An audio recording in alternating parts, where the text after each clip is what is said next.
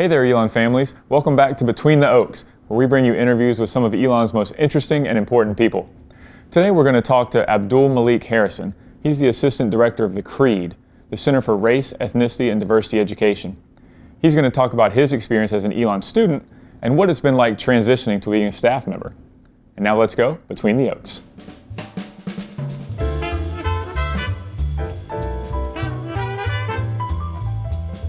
All right, and we're pleased to be joined today by Abdul-Malik Harrison. Abdul-Malik, thanks so much for joining us. Of course, it's a pleasure to be here, man. Absolutely.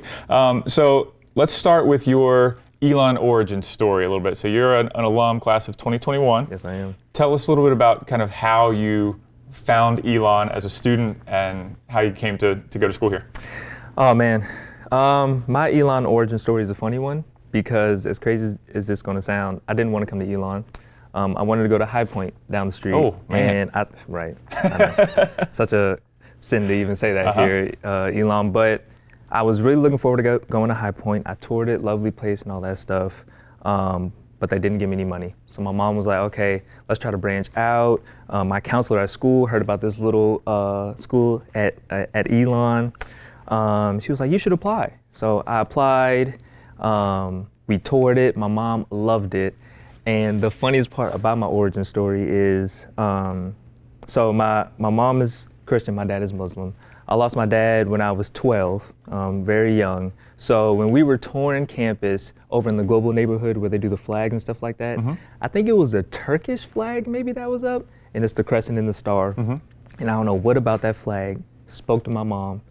And I remember because we must have separated and we came back together, and she was like, this is the school for you. Like, wow. I got a whole sign from your dad. This is it, yada, yada. I'm like, okay, mom, like, whatever. I'm still trying to go to High Point. So then she was like, well, you should apply to the Odyssey Scholar program. And I was like, okay, just another reason for me to fill out an application. I'm not even gonna go here. But I applied, I got an interview, I got the scholarship. As soon as I got the scholarship, I was like, yeah, I'm probably coming here. Because when they sent that financial aid package and it said 0, right. I was like, college for free. Yeah. So then I decided on Elon, and I haven't looked back since. Yeah. So tell me a little bit about your student experience here and some of the kind of key moments that stand out. Wow. My student experience here was amazing. I always brag on Elon, even though I work here now, but I still brag on it because I think one of Elon's most, what's the word? One of his best features here at Elon is how student-focused the professors are, staff, everybody here at Elon is so invested in student success. And when I was here, on top of being in the Odyssey Scholars Program, I had a family within the Odyssey Scholars Program. All my professors were really, really nice. I went to office hours. They made sure that I never was even close to failing the class because I knew that I had that resource in the classroom. Staff was amazing. The CREDE, which is where I work now, was like my second home. Coming in here, meeting students from different backgrounds, different cultures, but we all had the same mission in mind of like developing a community.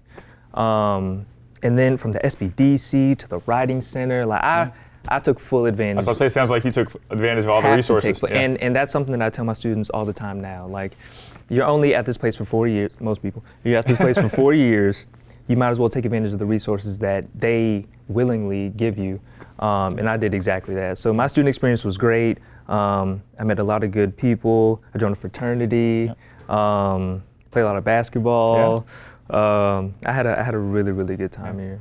And you had being class of 2021, had a kind of a unique college experience from a lot of different groups, just because you went through COVID. Oh, man. What was that like your junior and senior year? I'm so glad you brought that up, Will. So a part of the Odyssey Scholars Program, you have to study abroad for a semester, and I studied abroad in spring of 2020. Okay.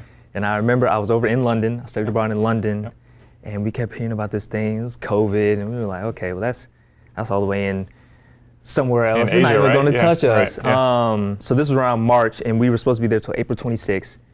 A week later, they was like, y'all have to come home. Wow. And it was a day before my birthday. It was March 15th. And at first, I was so excited because I was like, I'm homesick. It's cold here. Driving on the left side of the road, that was getting to me. But I always regret like I wish I was able to finish that Yeah, out. So once we came back, obviously everything was shut down. My senior year was an interesting one because it was hybrid. Yep. Had to wear masks and all that stuff. Yep. But I finished it out. It was a tough year. I'm not gonna lie to you. Sure. It was a tough year, but I still made the most of my resources. Yep. And even though it was COVID, Elon still didn't fail to have spaces, open up spaces to curate a community or to hold events where it might have looked a little different, but we were still having a good time. Yeah. And so you came back in your staff position last year, right? So you've been here about a year and a half. Yes, yes. What's it been like, that transition, kind of seeing it from the other side and being a staff member now? Right. I think the first couple weeks / maybe month and a half, it was definitely a culture shock, but not in the sense of I was unfamiliar with Elon. Right. More so in the sense of now I get to see the other side of things, and now I'm back in my early to mid 20s, and I'm not sure how this feels being walking the same bricks to where I was running the class or passing the library where I spent the whole night in there. But once I got over that, it's been amazing. Yeah. The cool part about this job, or why I'm here now, is I used to work at the Alamance County Health Department, and I loved it because I felt like I was really serving people, helping people. But there was something I felt like I was unfulfilled in some sense, and I remember praying, and I just kept praying and praying. I was like, God, if you could help me find another way to live out my purpose, I would really appreciate it.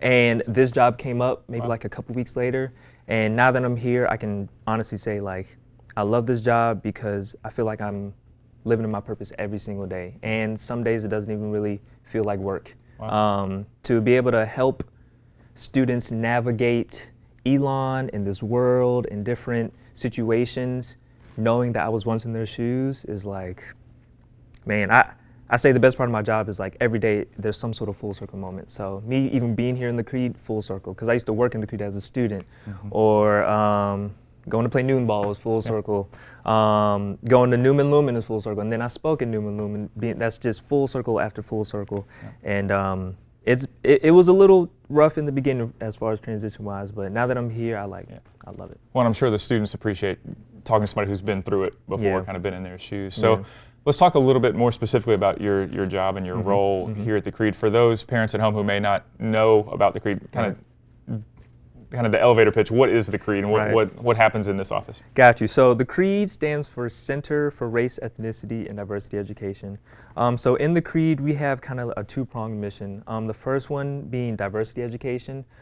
So educating students on the beauty of diversity is the way that I put it. Like, this world contains so many different people, so many different cultures, languages, traditions, and the CREDE plays a big part in like going into classrooms, going to teams and stuff like that, and educating them on the beauty of that.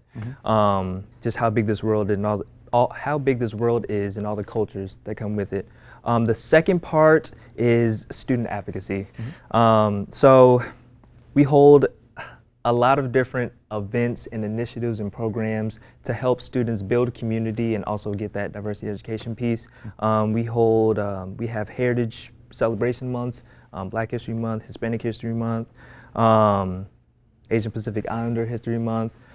We have community forums that are kind of tailored to focus on each identity. The one that I'm over is called Black Table Talk, where we invite all students at Elon into one space and we say, let's talk about this, or let's play this game. And we really just focus on developing that community here for students. That same community that served me, we try to do the same thing for students. So that's kind of a quick spiel of what the CREDE does. Yeah, and you know, Elon places such an emphasis on mentorship, and I feel like your role has a lot of that in there, right? Mentorship for students and help, like you said, helping them kind of navigate their experience. A whole bunch, and I'm so glad that you brought that up. You read my mind. Another big programmatic piece of the CREDE is our SMART mentoring program. So the SMART mentoring program is the longest standing peer mentorship program in Elon's history, where we match a first-year student with an upperclassman.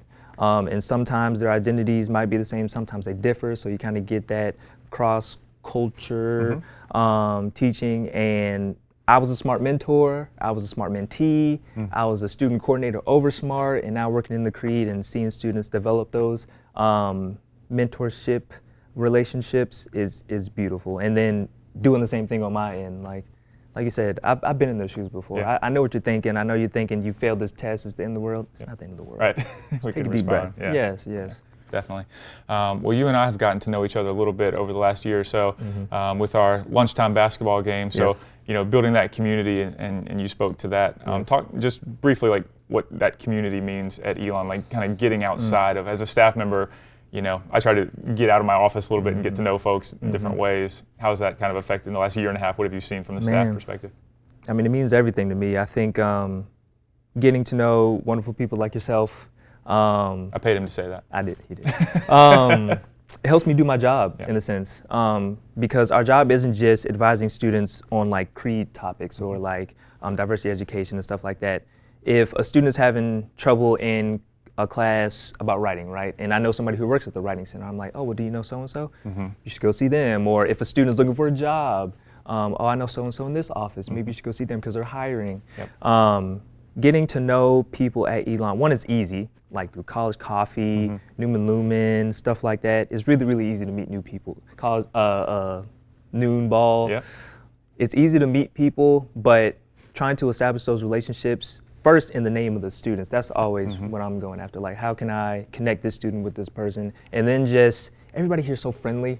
I haven't run into any rude or mean or negative person. I think Elon is really selective in who they hire in that sense, because I think we all have the shared mission that, we just want to help the students. And I think we do a good job working together to make sure that we realize that goal.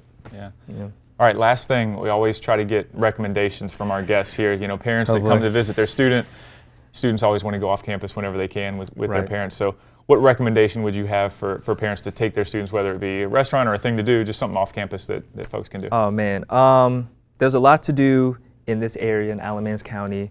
I have 2 recommendations, if that's okay. Sure, we'll allow it. If you're hungry, if you want to go get something to eat real quick, there is a really good soul food place. It's called Ava's Cafe. It's in Whitsett, I believe, which is right, Gibsonville, exactly. It's in Gibsonville, which is right next door. Great place to eat, great food. I've heard a lot of good things about it. I have yet to go visit, but the reviews make me believe that like the food has to be good. So I would recommend Ava's Cafe. And then something to go do, and this both recommendations I haven't even really been all the way yet, but I hear good things about it. It's this store up in Mebane. It's called McKay's. McKay's, and you can go in there, you can get records, books, video games. Like used stuff. Used stuff, but that's kind of the thing now. Absolutely. Yeah, like you get that nostalgic. A thrift store, right. There you go. There you go. So those are the 2 higher places. Quality thrift store, High quality. That's a good way to put it. It's huge. It's right off the exit. You can't miss it. And a lot of my students go there and pick up random stuff, and it seems to be a really cool place. So I would recommend those 2 places. All right. Well, you need to take your own recommendations and get to those places. I know. But I'm too busy mentoring. There you well played. I can vouch for McKay's. Good place to go. Great place. Well, Abdul-Malik, thanks so much for your time. We appreciate it. And thank you to those at home for watching this episode of Between the Oaks, and we'll look forward to seeing you next month.